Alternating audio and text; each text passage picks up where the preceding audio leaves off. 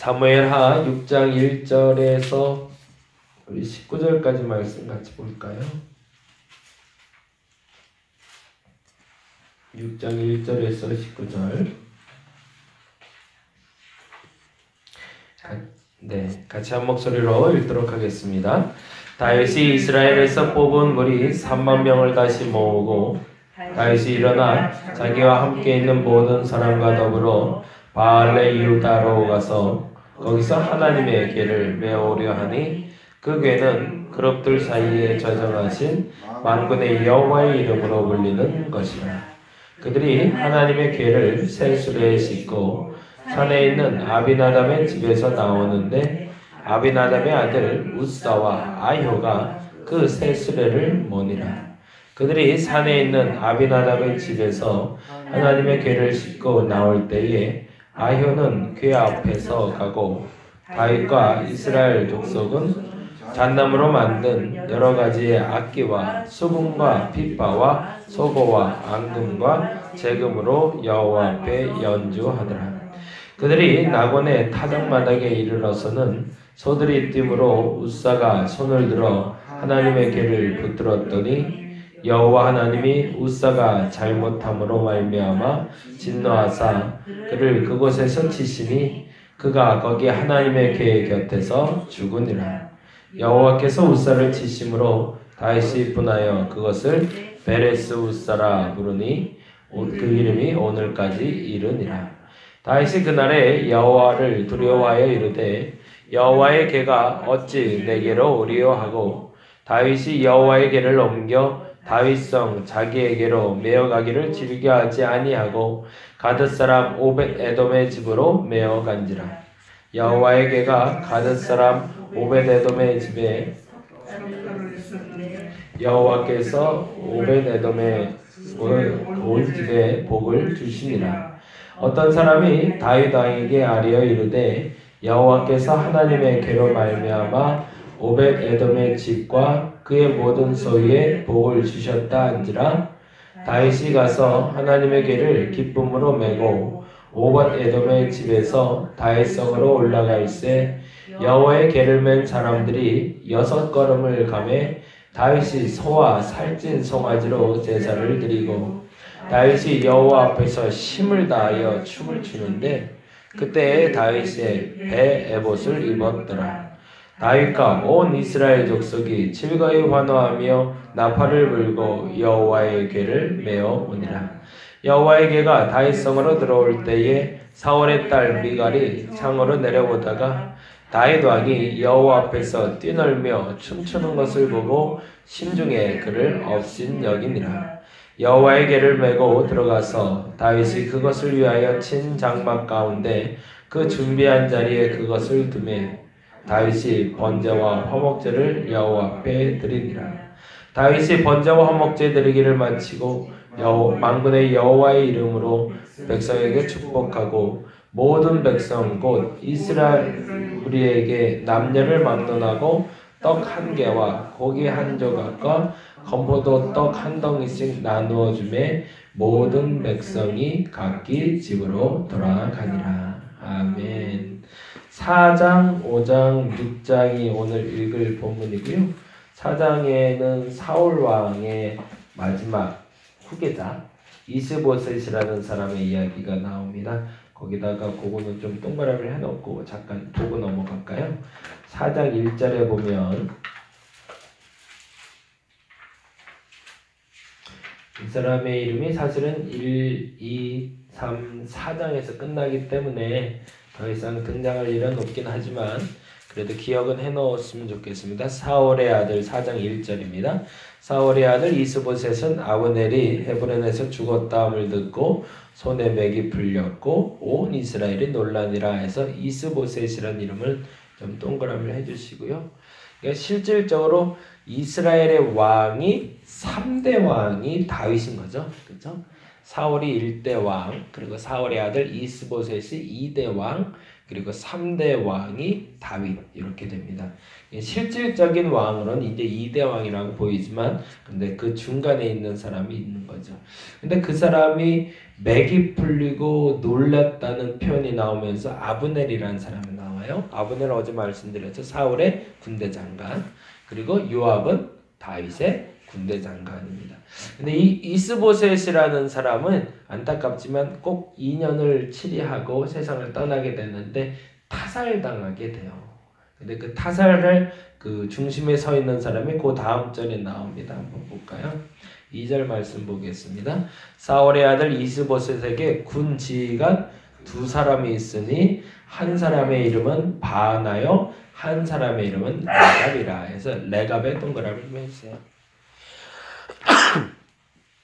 예, 요 레갑이라는 사람 때문에 결국에는 이스보셋은 타살당해서 왕 위에서 내려오게 됩니다. 그리고 나서 얼토당토한 일이 벌어지는데 사울이 블레셋 전투에서 죽은 다음에 길르앗 야베스 사람들이 묻어주게 되잖아요. 근데 그 사이에 말도 안 되는 일이 하나가 벌어지는데 그러니까 사람이 이 상황을 잘 읽고 움직여야 되는데 이 사울의 죽은 것을 보고 사울의 죽임을 전했던 사람이 있어요. 그게 아말렉 소년이었는데 근데 참 아쉬운 건 다윗은 그때 사울이 블레셋과 전쟁을 나갔을 때 다윗은 아말렉과 전쟁을 나갔거든요. 이 아말렉 사람들을 전멸하고 돌아오는 차에 사울이 블레셋과 전쟁하는 걸 몰랐어요. 물론 전쟁 자체는 알았겠죠. 근데 전쟁의 결과를 몰랐던 거죠. 나도 치열한 전쟁을 치르고 있으니까. 왜냐하면 아말렉과 전쟁은 자신의 가족들이 아말렉 사람에게 잡혀갔거든요. 그래서 가족을 구하러 간 게 아말렉 전투이기 때문에 뭐 물 안 가리고 그쪽에 집중하고 있을 때라 사울의 전쟁이 어떻게 되는지 잘 몰랐던 거죠. 근데 이제 돌아와 보니 사울이 전사했다는 소식을 듣게 되는데 그 소식을 전하는 게 아말렉 소년이었습니다. 근데 그 소년의 입장에선 다윗의 유일한 대적이 죽었으니 이의 죽음을 전한 나에게 복이 있을 거라고 착각하고 갖고 와요. 근데 그게 복이 아니라 화가 되죠. 그래서 아말렉 소년은 그 자리에서 죽임을 당하게 됩니다. 반면에 이스보셋이 죽은 장면을 보고 또 한 명이 또 그런 비슷한 생각으로 움직여요. 그래서 이스보셋의 목을 쳐서 다윗 앞에 가져갑니다. 그리고 자기가 칭찬될 거라고 실수를 한 거죠. 예전에 제가 전라도에서 목회할 때요. 똘이라는 강아지가 있어요. 똘이라는. 이게 한번 섞였어요. 잡종이에요.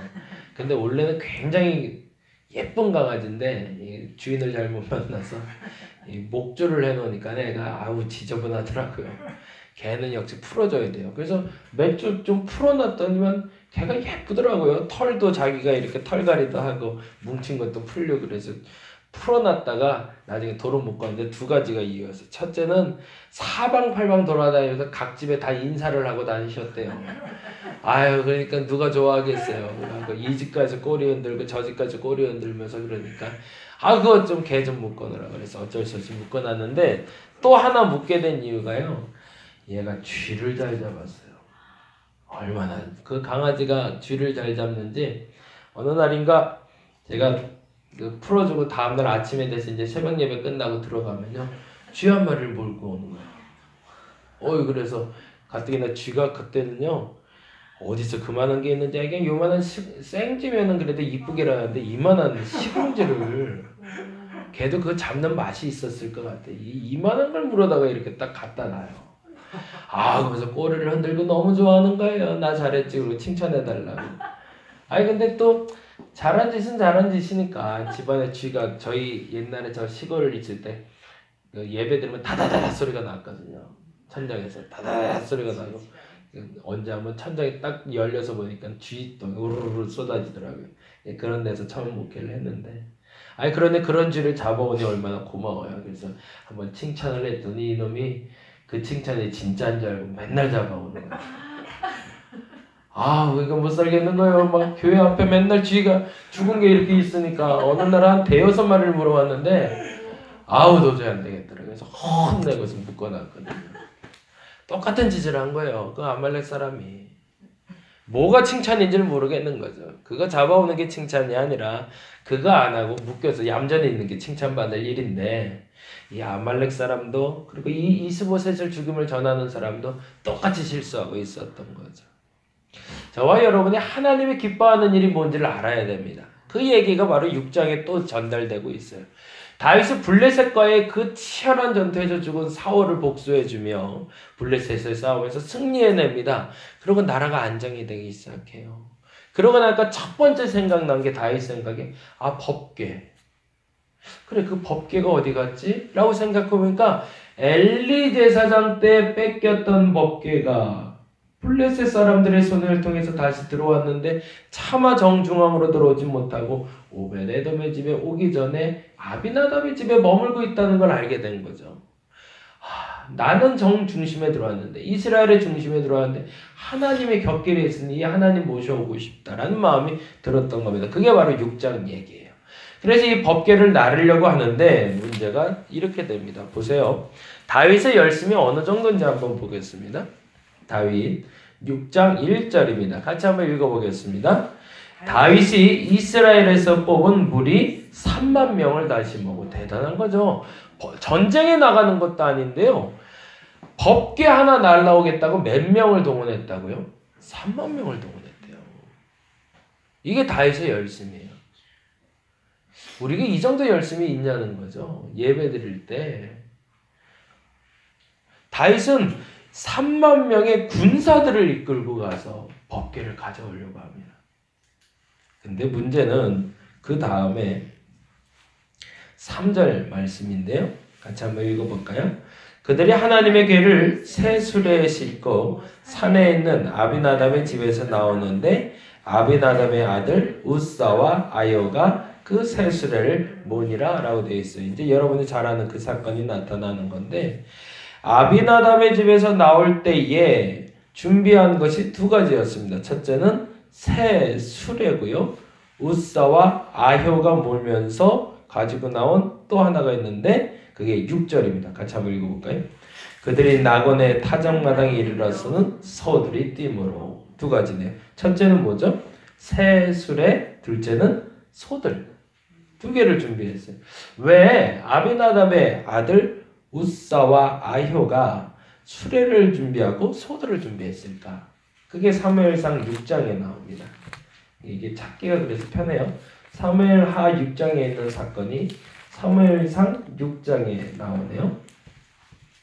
6장 보겠습니다. 6장 2절. 6장 2절. 사무엘상 6장 2절입니다. 같이 한번 읽어보겠습니다.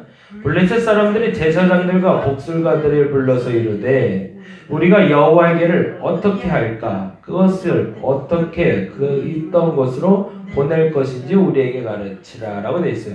묻는 사람이 누구죠? 블레셋 사람들. 대답하는 건 누구예요? 제사장들과 복술자들이래요. 누구의 제사장들일까요? 블레셋의 제사장들이고 블레셋의 복술가들이겠죠. 하나님을 아는 사람일까요? 모르는 사람일까요? 모르는 사람들이죠. 그들에게 묻습니다. 뭐라고요? 블레셋 사람들이 여호와에게를 어떻게 그 있던 곳으로 보낼까? 보내는 방법을, 옮기는 방법을 누구에게? 블레셋 사람들이 블레셋 제사장에게 묻는 거죠. 그래서 그 방법을 알려준 게 바로 7절입니다. 같이 한번 읽어볼까요? 그러므로 새 수레를 하나 만들고 멍에를 메어보지 아니한 전나는 소 2마리를 끌어다가 소의 수레를 메우고 그 송아지들은 떼어 집으로 돌려보내고 라고 되어 있네요. 이 방법을 누가 알려준 거예요? 그러면 블레셋의 복술가들과 제사장이 알려준 거네. 어떻게 하래요? 새 수레를 만들고 소 2마리를 끌어오라고. 다시 이제 사무엘하러 갑니다. 사무엘하 6장.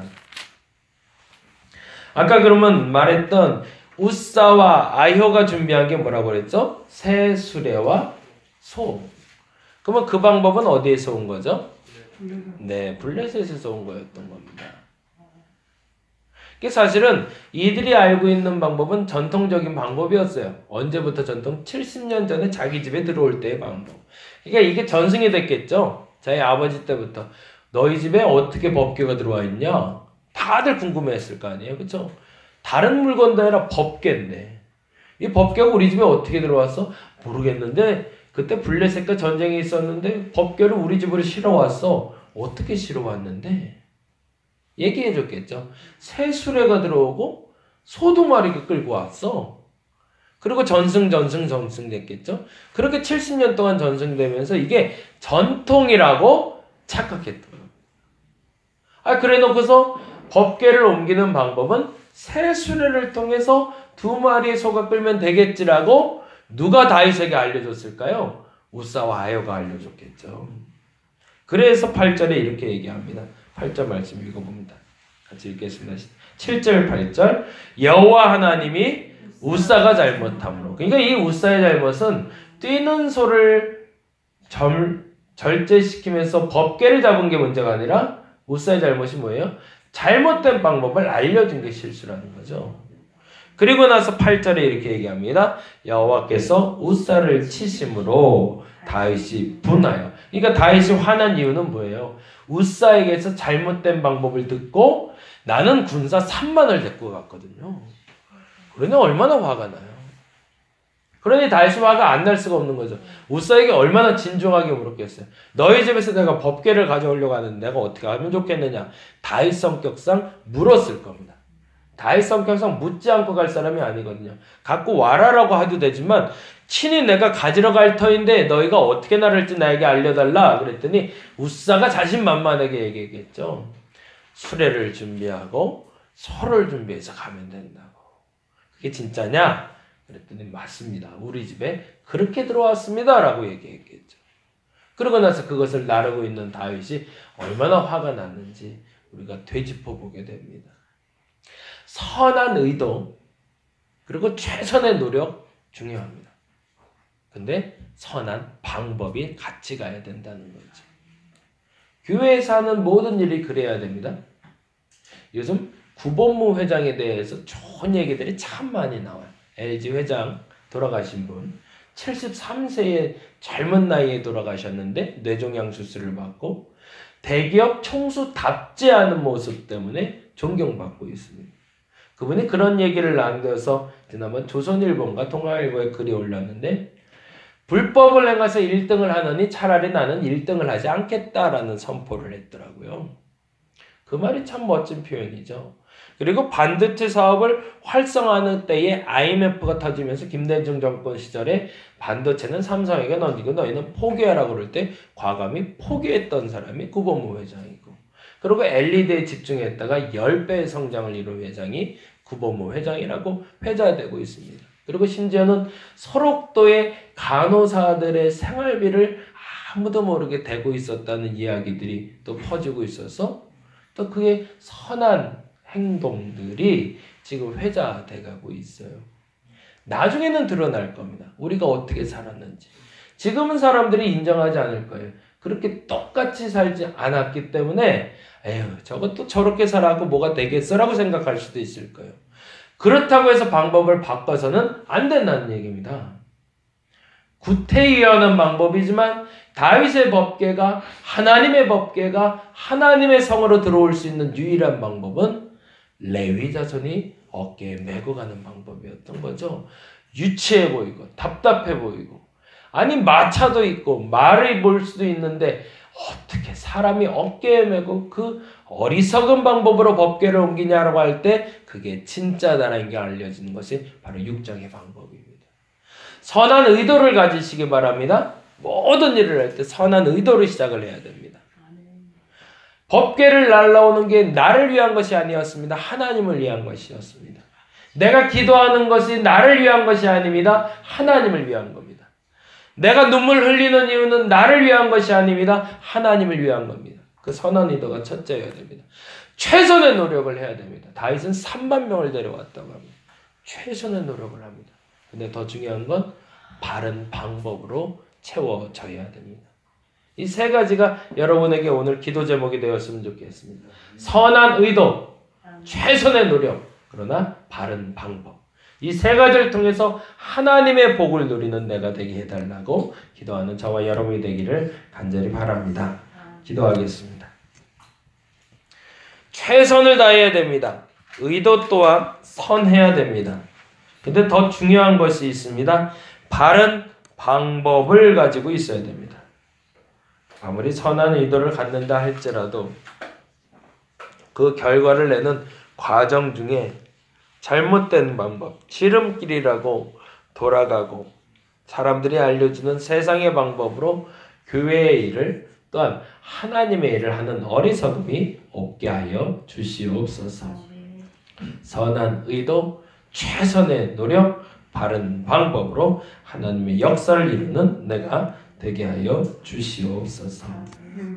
감사합니다. 고마우신 예수님 이름으로 기도드렸습니다.